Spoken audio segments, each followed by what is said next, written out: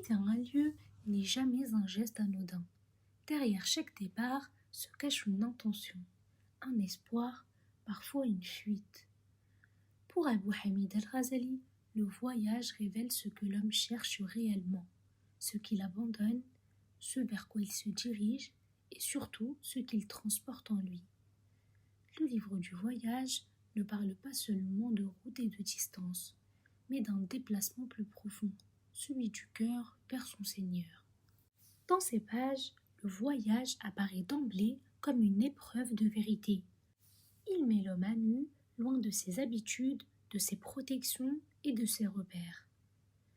El-Ghazali rappelle que voyager dévoile les caractères, fait apparaître les qualités comme les défauts, et met en lumière ce que la stabilité dissimule. Celui qui demeure toujours au même endroit peut s'ignorer lui-même. Celui qui s'expose aux difficultés du voyage apprend à se connaître. Le texte distingue deux formes de déplacement. L'une est visible, quitter sa demeure, parcourir la terre, traverser des villes, des déserts ou des mers.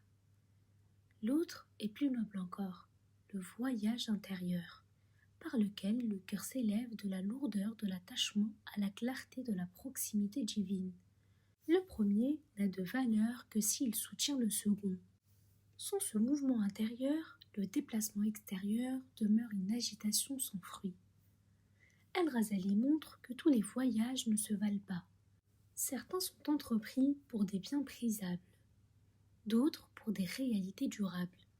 Le voyage pour la science, pour la compréhension de la religion, pour rencontrer des maîtres, observer les signes de Dieu sur terre ou purifier son caractère, révèle d'une quête élevée. Le voyage devient alors une voie vers l'au-delà et chaque pas prend le sens d'un effort spirituel. Le livre accorde une place centrale à l'intention.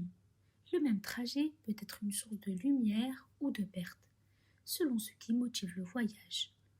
Celui qui part pour la notoriété, l'orgueil ou la distraction s'éloigne intérieurement, même s'il parcourt de longues distances. Celui qui voyage en cherchant l'agrément de Dieu trouve même dans la fatigue et l'épreuve une ouverture et une récompense. Les anges, rappelle El-Ghazali, considèrent l'intention avant le mouvement. Le voyage enseigne aussi la dépendance. Le voyage apprend à se confier à Dieu, à accepter l'incertitude, à supporter l'inconfort et à renoncer à la maîtrise. C'est pourquoi tant de sages ont vu dans le voyage une école de patience et d'humilité. L'eau qui stagne se corrompt, dit un maître cité par Al-Ghazali, celle qui coule demeure pure. Ainsi en est-il du cœur lorsqu'il accepte de se mettre en mouvement. Mais le texte met en garde contre les illusions spirituelles. Certains se déplacent sans but, confondant errance et cheminement, voyage et transformation. El-Ghazali dénonce ceux qui se parent des apparences du renoncement sans travail intérieur et rappelle que la vraie ascèse ne consiste pas à multiplier les déplacements, mais à purifier l'intention et discipliner l'âme.